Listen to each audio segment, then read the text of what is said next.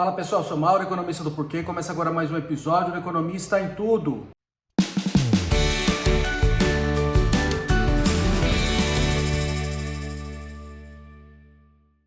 Para você que está chegando por aqui, eu convido a se inscrever no nosso canal e ligar o sino para receber as notificações. Toda semana 2 vídeos novos e também dá uma olhada no nosso site www.porque.com.br, que tem bastante conteúdo escrito lá. Hoje nós vamos falar do dólar. O dólar subiu muito no ano passado e no começo do ano ele começou a dar um refresco, né? Ele chegou a 6,27 lá no meio de dezembro, no dia 18 de dezembro, e aí do começo do ano para cá ele vem caindo. Então hoje ele está na faixa de um pouquinho abaixo de 5,80, então ele caiu bastante, tá? Então o que está por trás desse movimento do dólar, tá? Então primeiro, ele caiu agora recentemente, mas ele continua bem alto em relação ao que a gente olha, por exemplo, a um ano atrás. Então, a perda de valor do real, ela foi substancial na hora que a gente olha numa janela aí de um ano. Tá? Então, se você pegar em 7 de fevereiro de 2024, ele estava em 4,96, estava um pouquinho abaixo de 5. Aí subiu, chegou lá em meio de 18 de dezembro a 6,27, e aí no começo, desde o começo do ano vem caindo, e agora ele está na faixa de 5,79, ele fechou sexta-feira, tá?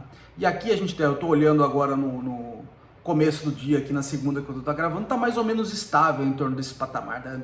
Subiu no começo do dia, caiu, voltou a subir um pouquinho mais, então está meio estável em torno desse valor aí, em torno dos 5,80. Acho que a primeira coisa a pontuar aqui foi na hora que a gente olha uma janela longa, foi uma depreciação considerável do real frente ao dólar. Então é uma depreciação de 16,6% em uma janela de um ano, quando se pega sexta-feira, fechou e o mesmo dia em 2024. A gente já comentou aqui o que está por trás disso. Então, primeiro, tem um cenário externo, tá?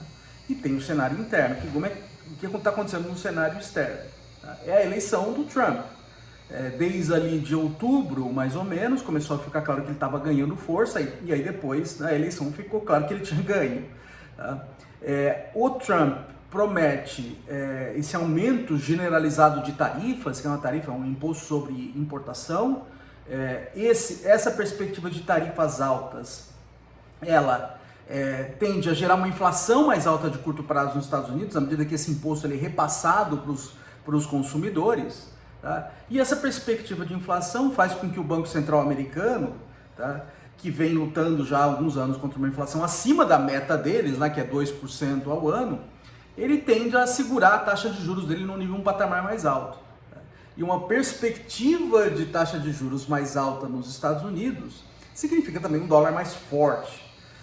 Então esse é o cenário externo. Primeiro, o ganho, a força que o Trump mostrou ali a partir lá de outubro, mais ou menos, e a hora que a gente olha para os dados e vê um fortalecimento do dólar geral em relação a outras moedas, isso aí gerando uma perspectiva de juro alto nos Estados Unidos e um dólar forte respondendo a isso.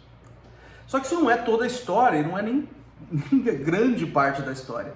A grande parte da história é o cenário interno. O cenário interno, como começou a ficar claro que as regras fiscais que o governo Lula colocou lá há algum tempo não iam dar conta de segurar o crescimento da dívida, né? As regras para manter as contas públicas sob controle não iam dar conta para segurar esse crescimento da dívida.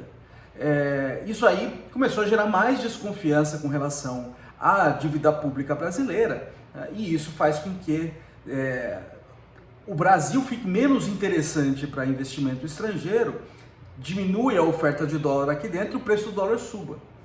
E essa, na verdade, parece ser o canal mais importante para explicar toda essa subida do dólar que a gente teve aí recentemente, tá? Por duas coisas. A primeira coisa é uma questão de timing.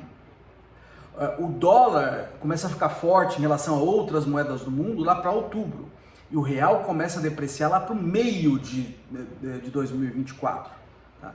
E lá no meio de 2024 foi quando começou a ficar claro para todo mundo que as regras do arcabouço fiscal, que foi esse conjunto colocado aí pelo governo Lula lá no começo do ano passado, tá, não ia dar conta, mas nem de perto, para segurar a dívida. Então isso gerou a desconfiança e aí o real começou a deteriorar e o dólar começou a subir a partir dali. E um segundo ponto que é o seguinte: recentemente começou a mudar um pouco a perspectiva da expectativa com relação às tarifas do Trump.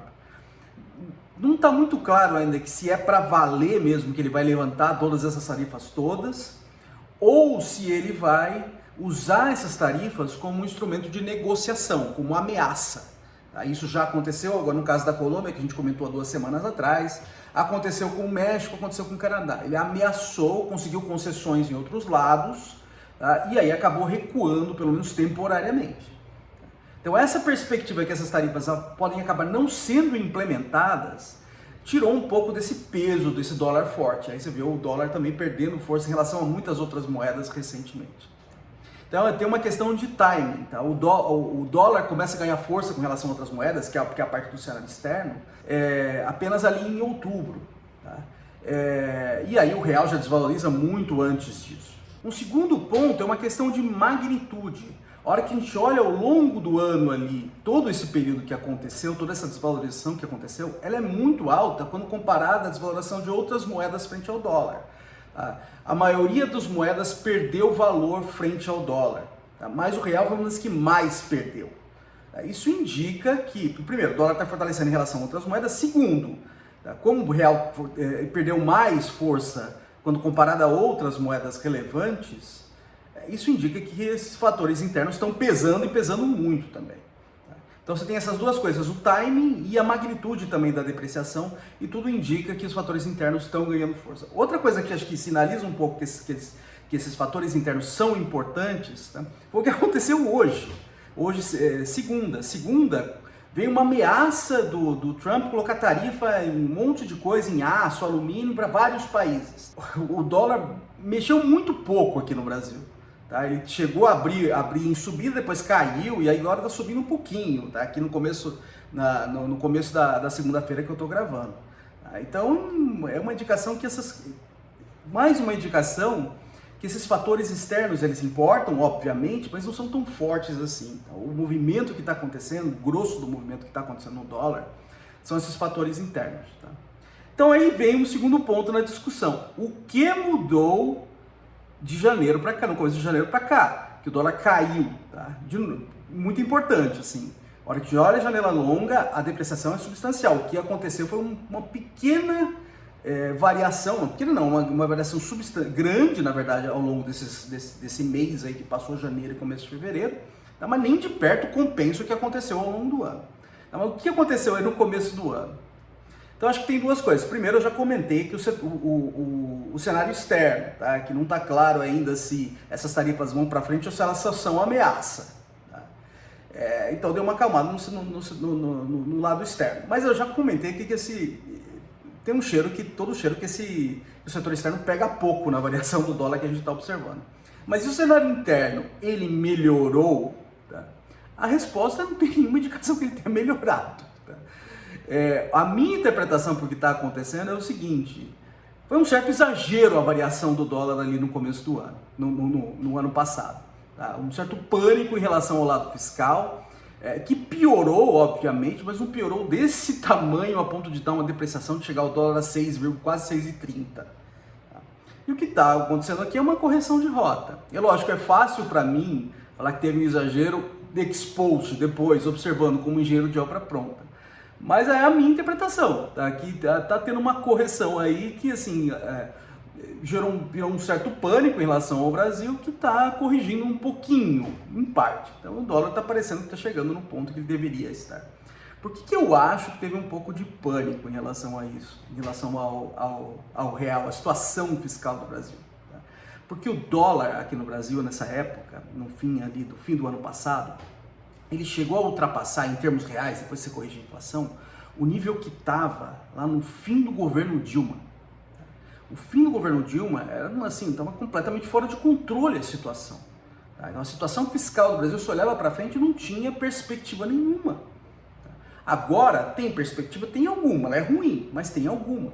Então não faz nenhum sentido o dólar estar mais depreciado agora, muito mais depreciado agora do que estava lá na época da presidente Dilma, no fim daquele governo catastrófico. Então acho que tem um pouco disso mesmo. Teve uma certa correção de rota e agora o dólar está chegando num ponto que ele seria um pouco mais razoável. Né? Lógico, levando em conta que houve uma depreciação, sim. Ela teve uma pequena correção de rota agora, mas ela aconteceu e ela foi enorme, tá? Foi de 16% no ano passado. Tá? E mostra o impacto do lado fiscal, dessa deterioração do lado fiscal, que não deveria ter feito um efeito tão grande aí no câmbio, mas fez um efeito, sim, relevante. Tá? É isso aí, pessoal. Muito obrigado por ter assistido o vídeo. A gente volta a conversar mais na semana que vem. Deem uma olhada no nosso site, tem bastante conteúdo escrito lá. O endereço é www.porquê.com.br. Também a gente também tem nas redes sociais, aqui no YouTube, no Facebook, no Instagram e no X. É isso aí, até semana que vem. Um abraço.